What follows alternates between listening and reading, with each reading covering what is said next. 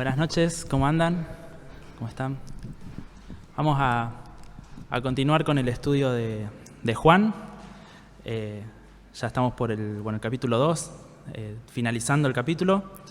Y bueno, recordemos el miércoles pasado hemos visto la historia de las bodas de Caná, donde Jesús realiza este milagro de convertir el agua en vino, pero que no todos se habían enterado, era una cuestión un poco más secreta. También habíamos visto que Jesús había dicho, todavía no es el tiempo, pero bueno, su madre le había pedido, él había convertido el agua en vino, había hecho esta señal, y dice que por un tiempo habían descendido de Caná, habían ido, a ver, lo tenía por acá, a Capernaum, y después que estuvieron ahí un tiempo. Y va a decir el capítulo 2 de San Juan, en el versículo 13, que es el que nos toca hoy.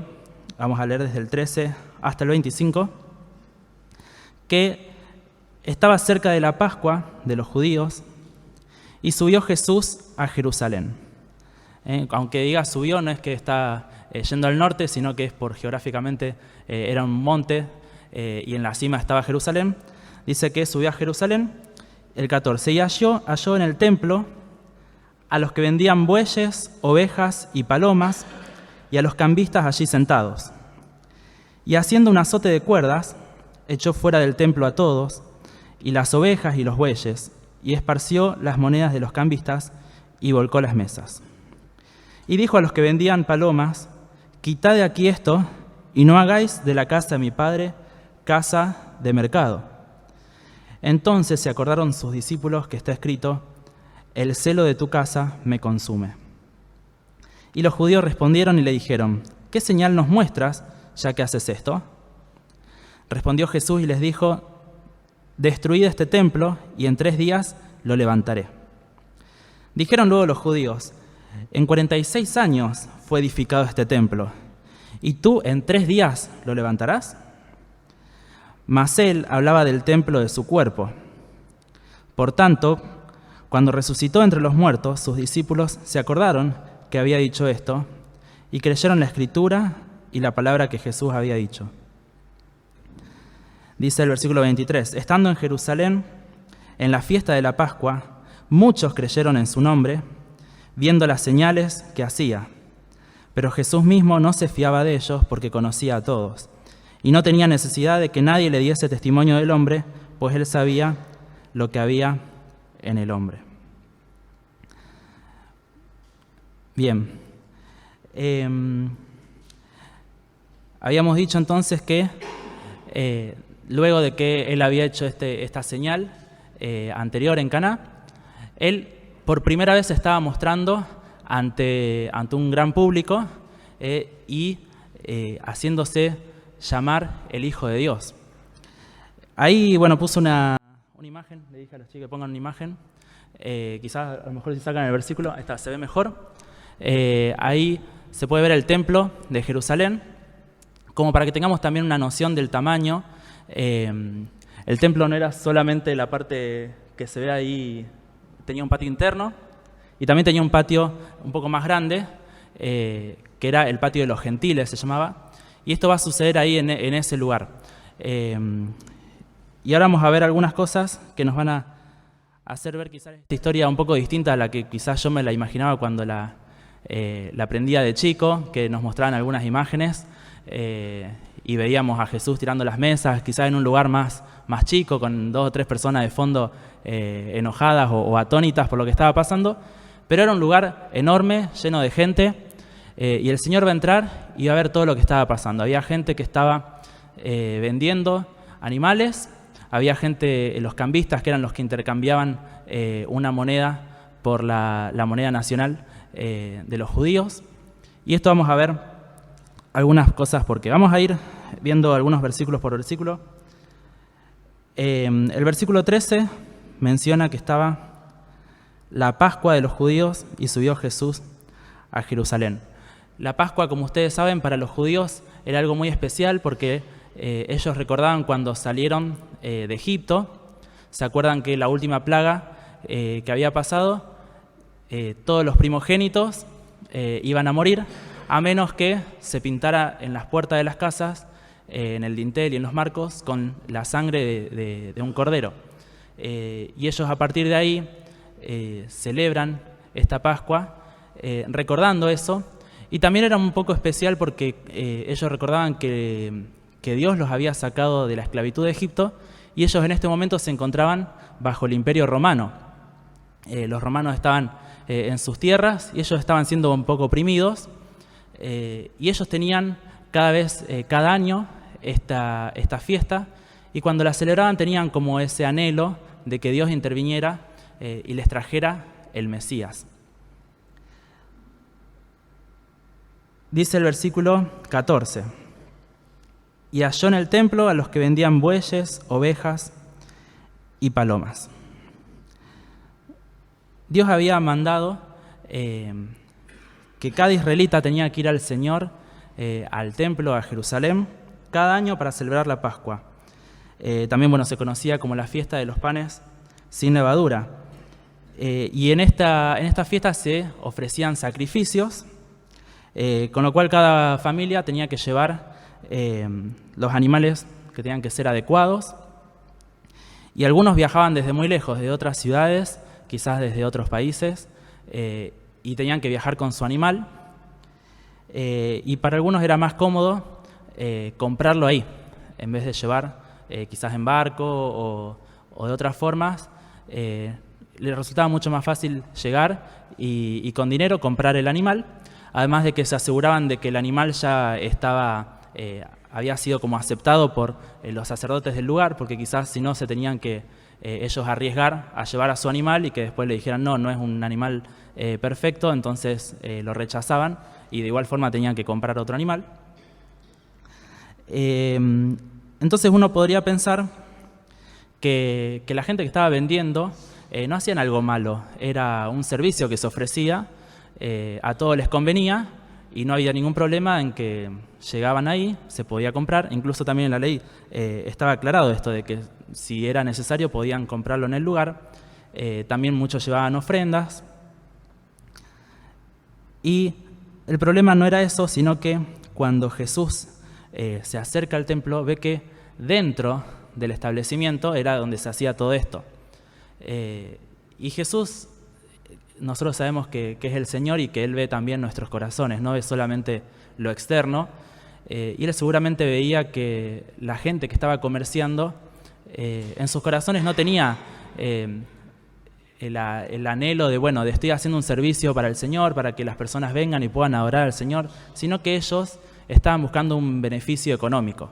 Estaban haciendo de ese lugar un comercio donde solamente le importaba tener ganancias para ellos, quizás hasta los sacerdotes del lugar les cobraban alguna comisión, y eso el Señor lo veía. Y también quizás algo grave que le pareció al Señor es que lo estaban haciendo en este patio grande, que se llamaba el patio de los gentiles, donde justamente era donde los gentiles podían acercarse, entrar, y los judíos podían hablarles del Señor, podían de cierta forma poder llevar el mensaje del Señor a aquellos que no eran judíos, pero no se estaba usando para eso, sino que se estaba usando para el comercio. En el versículo 14 menciona también a los cambistas que estaban allí sentados. Como venía gente de otros lugares, quizás usaban la moneda romana o la moneda que se usaba en Alejandría, en otros lugares, y ellos le cambiaban por la moneda, los shekels, que eran la moneda judía, y probablemente también se quedaban con alguna comisión, como pasa acá cuando cambiamos de una moneda a otra. Siempre la persona que cambia se queda con un porcentaje, una ganancia. Y todo esto al Señor le molestó. ¿Cómo sabemos que le molestó? Bueno, el versículo 15 dice: haciendo un azote de cuerdas, echó fuera del templo a todos. Evidentemente este azote lo hizo con alguna cuerda que encontró por el lugar. Se hizo como una especie de látigo, de azote, pero no era que le iba pegando a la gente, porque no me imagino a Jesús dañando a las personas, sino que quizás era para hacerse ver, hacer ruido, y con eso tirar las cosas de la mesa. También, bueno, después vamos a ver, menciona que saca a todos los animales.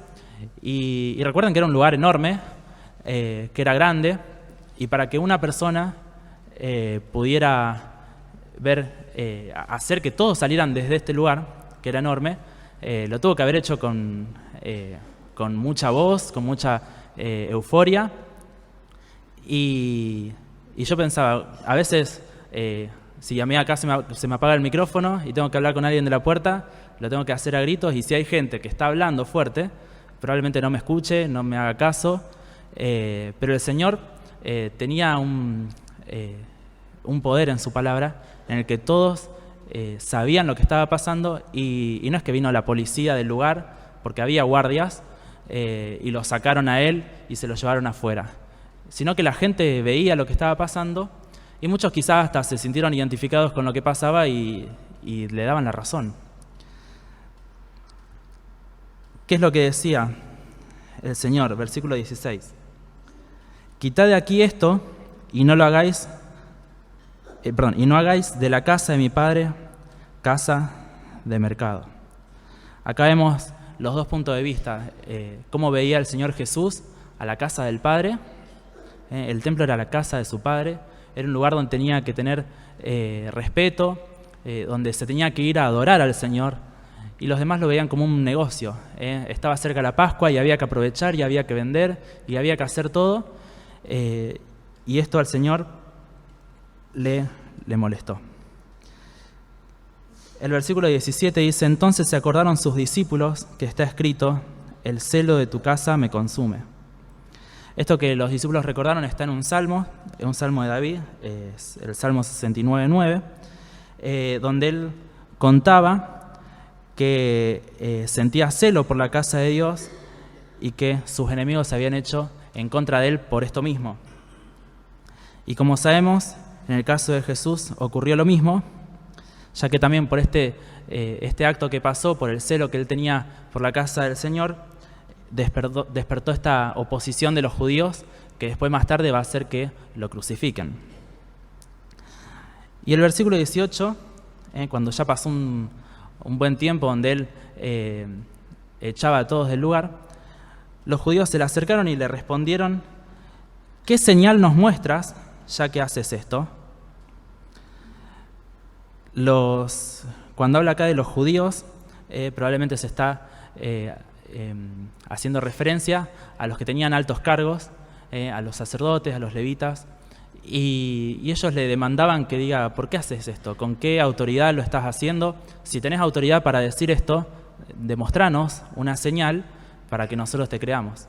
Y probablemente si el Señor hacía una señal visible, tampoco los iba a convencer, porque ellos tenían esas ganas de pelear, digamos, ¿no? De que no le iban a creer, no querían ellos que el Señor Jesús sobrepasara por la autoridad de ellos. Y esto me hace acordar también a la profecía que hay en Malaquías.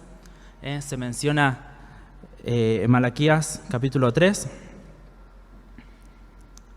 versículos del 1 al 3, va a mencionar que el Mesías tenía un propósito en el templo. Déjenme que lo estoy buscando. Malaquías 3, dice el versículo 1: he aquí yo envío mi mensajero, el cual preparará el camino delante de mí, y vendrá súbitamente a su templo el Señor. Hemos visto también otros miércoles que el que preparaba el camino era Juan el Bautista, y después el Señor va a venir y va a aparecer en el templo. El versículo 2 de Malaquías 3 dice: ¿y quién podrá soportar el tiempo de su venida? ¿O quién podrá estar en pie cuando Él se manifieste? Porque Él es como un fuego purificador y como jabón de lavadores. Y se sentará para afinar y limpiar la plata, porque limpiará a los hijos de Leví, los afinará como a oro y como a plata, y traerán a Jehová ofrenda en justicia. El profeta estaba anunciando que el Mesías iba a venir y que iba a limpiar a los hijos de Leví, esto es a los sacerdotes. Y podemos ver que acá el Señor estaba limpiando el templo de las cosas que no eran importantes. Vamos a seguir leyendo el versículo 19. Respondió Jesús y les dijo: destruid este templo y en 3 días lo levantaré.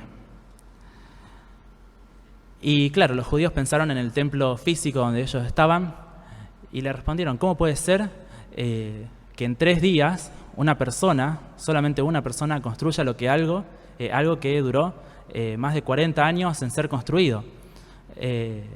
Además, ninguno de los judíos iba a destruir algo que para ellos era tan valioso. Pero como nosotros sabemos, el Señor Jesús estaba hablando de Él mismo. Cuando dice este templo, quizás hasta se señaló y nadie se dio cuenta, porque recordemos que el Señor era Dios mismo, estando en la tierra, y después vamos a saber que el Señor Jesús es el camino para acercarse al Señor. La única forma en la que nosotros podemos acercarnos a Dios no es en ir a un templo, en ir a un lugar físico, sino que es a través de Cristo. Y cuando habla de los 3 días, sabemos que habla de los 3 días en el que Él luego va a resucitar. En ese momento no lo habían entendido, y tampoco sus discípulos lo habían entendido en ese momento, sino que va a decir que después, cuando el Señor resucitó, ellos recordaron esto y todo encajaba. Y nos vamos a adelantar un poco más, vamos a ir al versículo 23 de Juan. Dice: estando en Jerusalén, en la fiesta de la Pascua, muchos creyeron en su nombre viendo las señales que hacía. O sea, es decir, que al final el Señor, luego cuando estaba durante la fiesta de la Pascua, Él hacía señales y muchos creían. Pero Jesús mismo, dice el 24, no se fiaba de ellos porque conocía a todos. Y no tenía necesidad de que nadie le diese testimonio del hombre, pues Él sabía lo que había en el hombre. Él sabía que creían por las señales que hacía. Y muchas veces yo pienso, me ha pasado hasta en las reuniones de oración, cuando venimos a orar por alguien que ponemos en oración y decimos: tenemos que orar por tal, porque está pasando por quizás una enfermedad, y nosotros oramos cuando la persona que está pasando por necesidad no es creyente y decimos que se sane y que por haberse sanado pueda creer en el Señor.